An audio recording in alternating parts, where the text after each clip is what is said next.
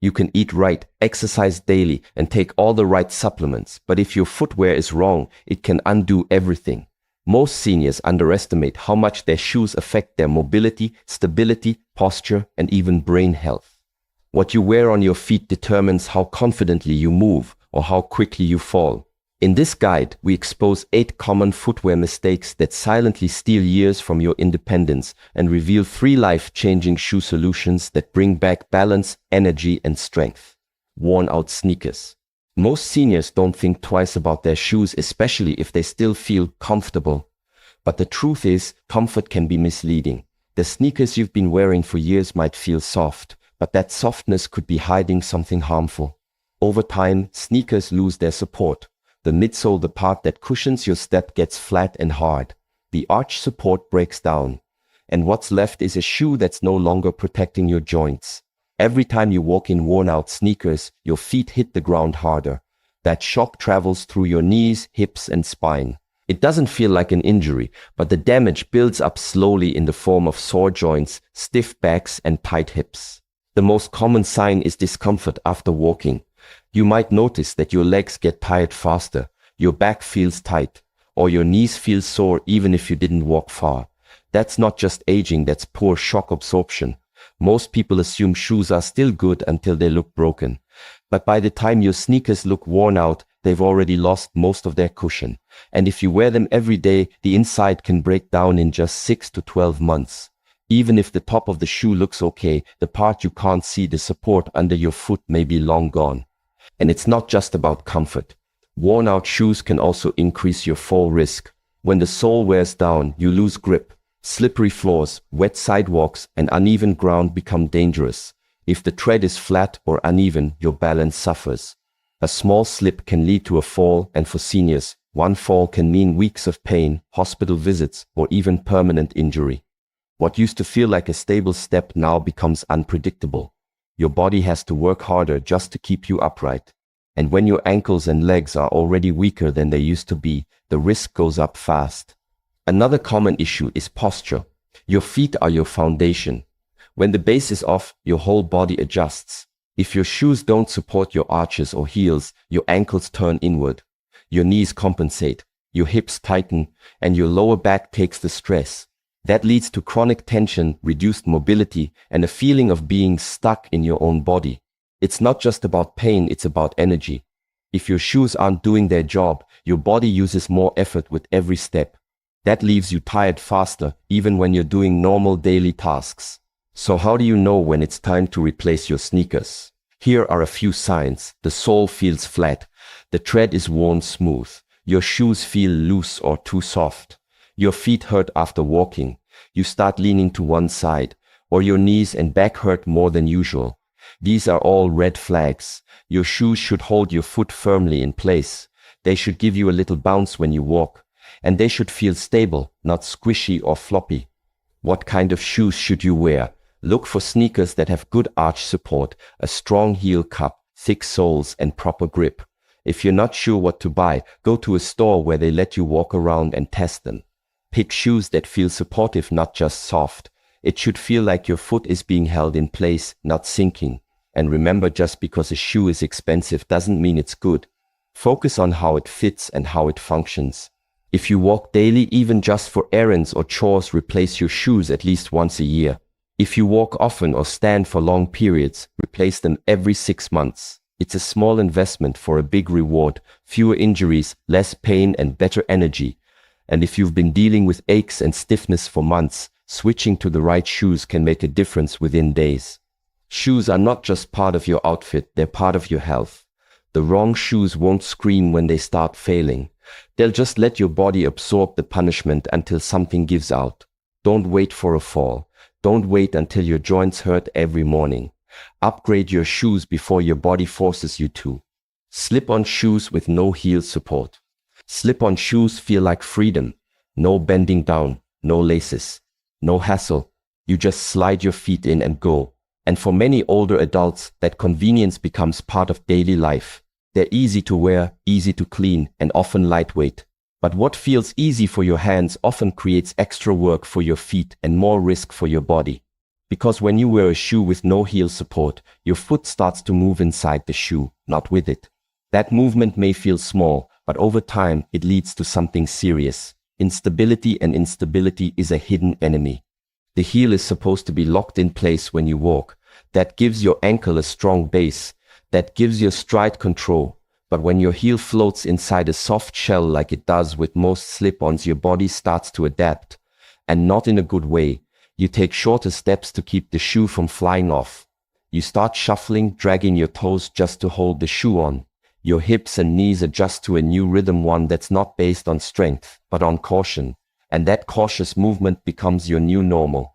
Before you know it, your entire walking pattern has changed, not because of age, but because your shoes trained your body to be less stable. And the more you wear slip-ons, the more your ankles weaken. Because every step you take without heel support requires your foot muscles to work harder, gripping the inside of the shoe just to stay in place. That weakens the connection between your foot and the ground. It makes your body rely on tension instead of balance. And that tension creeps upward through the knees, into the hips, and eventually into the lower back. It's a chain reaction. One loose heel turns into tight calves, sore knees, aching hips, and a spine that's always trying to correct itself.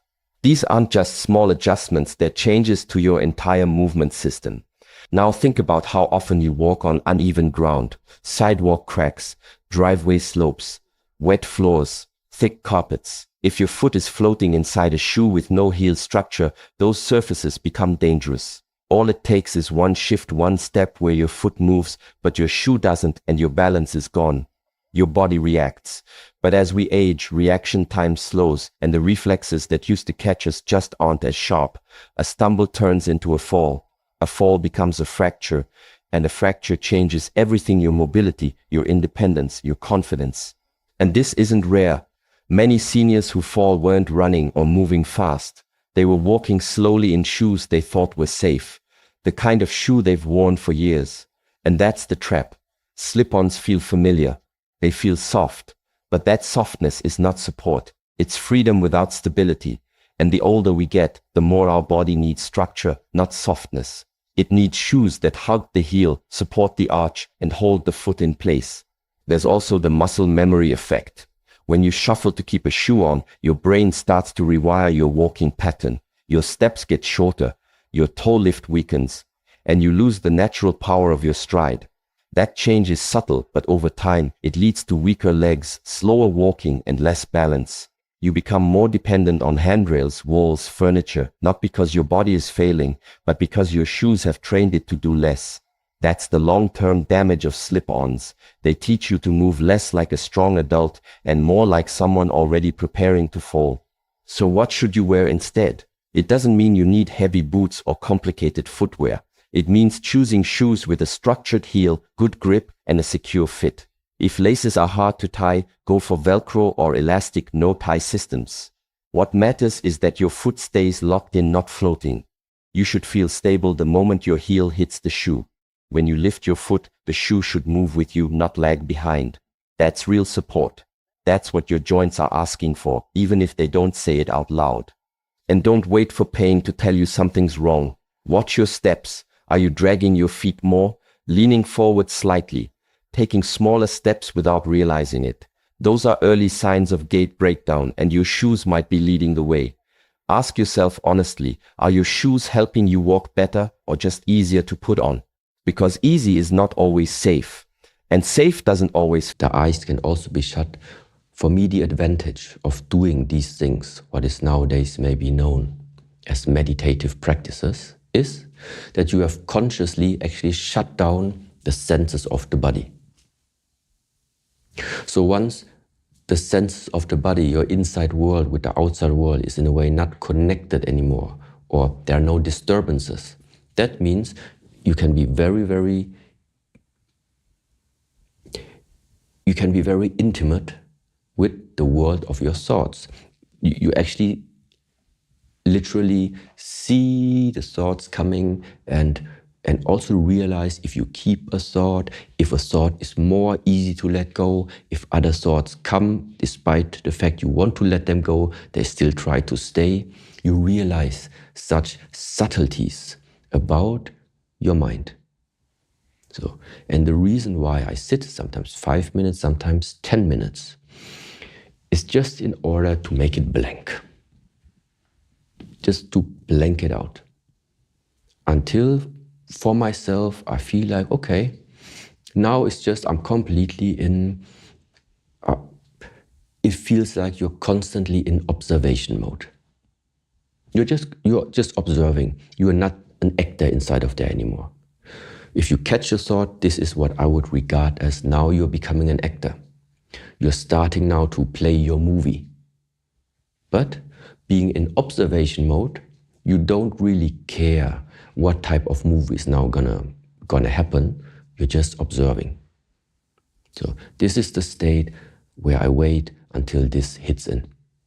So, and afterwards, have my first cup of tea just to start warming up the organs, and then just heading upwards. And in case Xiao Shen is awake, then we train together. If he's not there, I train alone. Yeah, because this type of training is now another, let's say it's another chapter within the day where actually I am priming and I'm conditioning myself to, let's say, to strengthen certain principles that I know will help me afterwards throughout the rest of the day, which is like, don't give up. Just like as an example, I don't know what type of email is going to come in. I don't know how many appointments I'm still going to have, let's say, on that day. The point is like this. Once I have an appointment, once I have something on my schedule, there is no way for me to give up and not appear there. So, and similar like this, I'm already saying to myself, this morning training is now like the small preparation. Because what I'm doing is all the time, you start slowly, of course, to warm yourself up, but then you push yourself. You push yourself to that point where you feel that thought is coming back, it's time to rest. And when the mind says it's time to rest, that's the point to keep going. That is that threshold which is going to make the difference afterwards. So discovering your limits on the one side is the first thing. Discovering it is the first step. Because discovering your limits means posture and safety with proper footbeds, grip and structure. They feel like comfort, but they function like a real shoe. And most importantly, set limits. If you love your soft slippers, that's fine. Wear them for 10-15 minutes in the morning or before bed, but don't live in them. Once you're up and active, switch to something that supports movement. Something that reminds your feet they still have work to do. Your house should not be a place where your body switches off. It should be a gym for gentle training, a space to stretch, stand tall, and keep your walking system sharp. Because here's the hard truth. You don't lose mobility all at once. You lose it slowly through years of small habits that make your body weaker without you noticing. Slippers are one of those habits, easy at first, but costly over time. Don't let soft shoes make your muscles lazy. Don't let comfort steal your balance. You've worked hard to stay mobile, so give your feet the tools to support that freedom. You're not too old to stay strong, but you are too smart to wear bad shoes.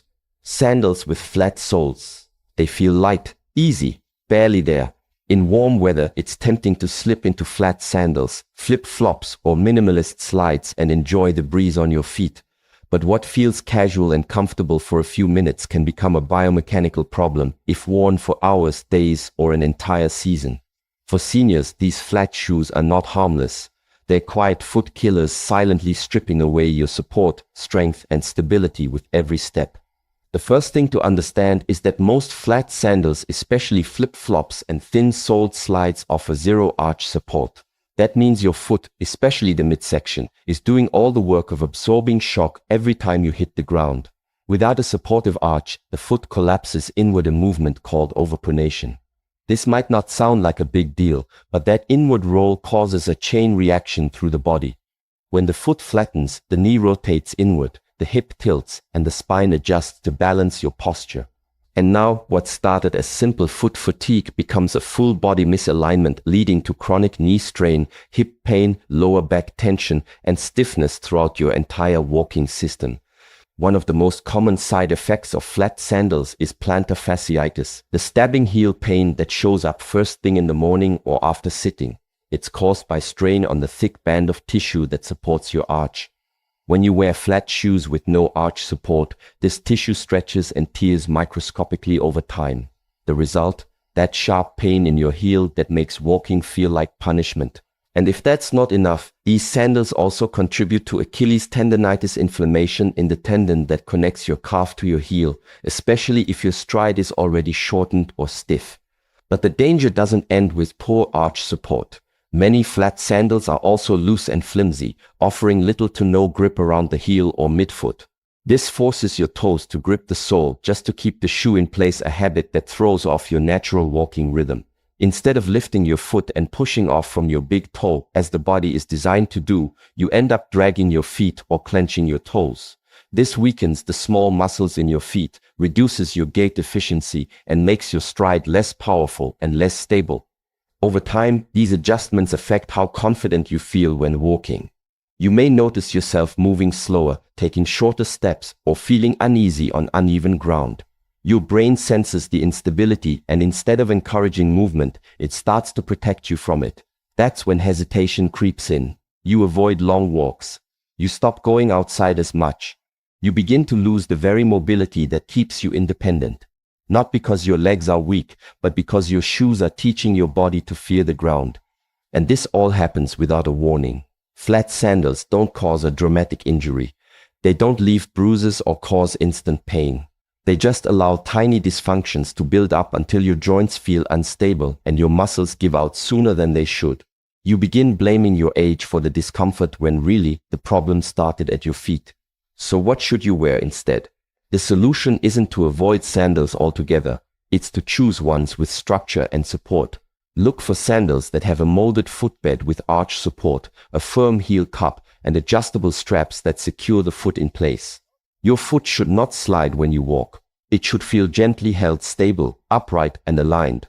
Some of the best supportive sandals now come with orthopedic designs that protect your arches and absorb impact without looking bulky or clinical.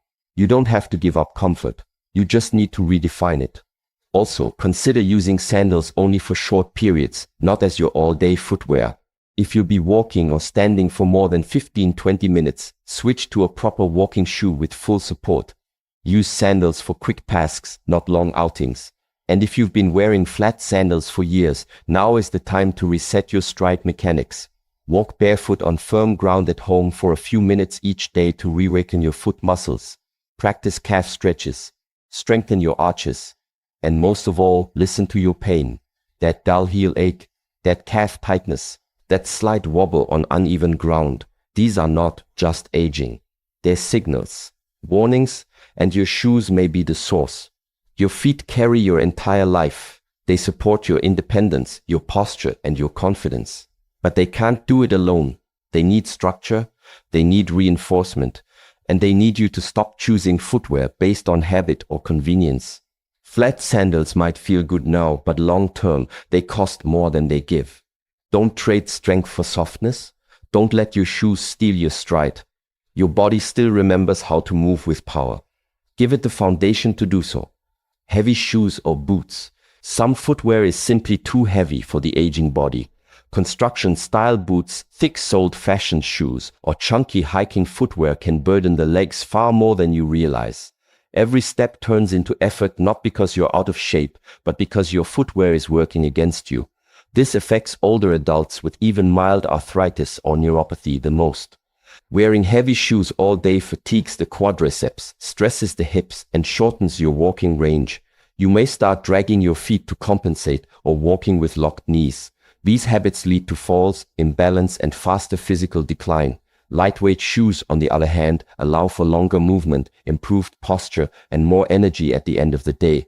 You don't need to dress like you're in a snowstorm every day. Go lighter, go longer. High heels, yes, even low ones.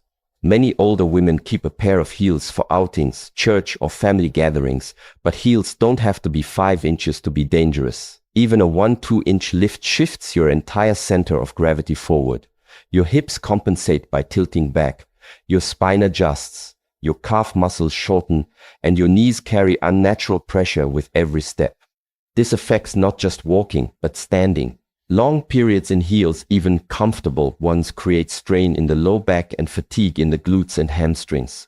Plus, heels reduce your ground contact, which makes balance more difficult on unpredictable surfaces. If you want elegance, opt for structured flats or wedge-style shoes with built-in support. Beauty and balance should never be at war. Backless clogs or mules. Shoes without back straps force your foot to overwork. Without something to hold your heel, your toes must claw the footbed just to keep the shoe from sliding off. This might seem small, but over time, it leads to toe deformities, arch collapse, and overuse of the Achilles tendon. You may not even notice the problem until your toes start curling permanently or your feet ache after just minutes of walking. These shoes also offer no ankle support, which compromises your entire gait pattern. You walk differently to avoid slippage, and that slight change in form ripples through your knees, hips, and lower back. For older adults, those ripple effects accumulate fast, and healing them takes far longer than avoiding them in the first place. Fashion shoes that prioritize looks over structure. Shoes with narrow toe boxes, pointed tips, and stiff soles might complete an outfit, but they slowly deform your feet. Corns, bunions, hammer toes, and nerve entrapments are the result of squeezing your foot into unnatural positions, and once your toes are compromised, your balance suffers next. Beyond deformities, hard fashion shoes offer poor shock absorption. Every step on concrete or tile sends pressure through the ball of your foot, up your shin, and into your hip. You're left with sore legs and burning feet even after short walks. If you want to keep style in your life, choose shoes designed with both structure and aesthetics. Support doesn't mean ugly. It means you value movement more than appearance. Now the good news: 3 footwear fixes that transform mobility. Rocker bottom walking shoes. These shoes have a curved sole that encourages the foot to roll through each step. This design reduces pressure on the heel and forefoot, making walking smoother for people with arthritis, neuropathy, or balance issues. They also naturally encourage an upright posture by aligning your stride. When you wear rocker shoes, you don't just walk, you glide. They reduce stress on your joints, relieve pressure from sensitive toes, and give your muscles a break while still activating movement. Brands like Hoka, New Balance, or Skechers Arch Fit offer senior-friendly versions that prioritize both support and motion. Lightweight sneakers with wide toe boxes. The older foot needs room. Toes need space to spread naturally to maintain balance and activate postural muscles. A wide toe box prevents bunions, hammer toes, and foot pain by giving your foot its original shape back. When paired with lightweight materials and cushioned soles, you get a shoe that moves with you, not against you. These sneakers promote better gait mechanics, more confidence on uneven ground, and less overall fatigue. Some even come with removable insoles for custom orthotics. Look for brands like Ultra, Orthofit, or Kuru. They're designed with seniors in mind. Orthopedic sandals with adjustable straps. Sandals aren't the enemy, just the wrong ones. Modern orthopedic sandals now come with deep heel cups, cushioned midsoles, and arch contouring technology. The key is adjustability. Straps across the forefoot, ankle, and heel ensure a snug, supportive fit. This type of sandal allows airflow without sacrificing alignment. Ideal for indoor wear, errands, or warm climates. Properly designed sandals reduce swelling, prevent overpronation, and give you back the joy of walking without pain. Final wisdom. After 60, every small choice adds up, and your shoes are no exception. Your footwear either strengthens your foundation or slowly destroys it. Weak feet mean weak posture. Weak posture means less balance. And less balance eventually leads to the worst outcome of all, a fall that could have been prevented. Invest in shoes that serve your future. Structure over softness. Alignment over appearance. Support over convenience. Because the longer you stand tall, the longer you stay free.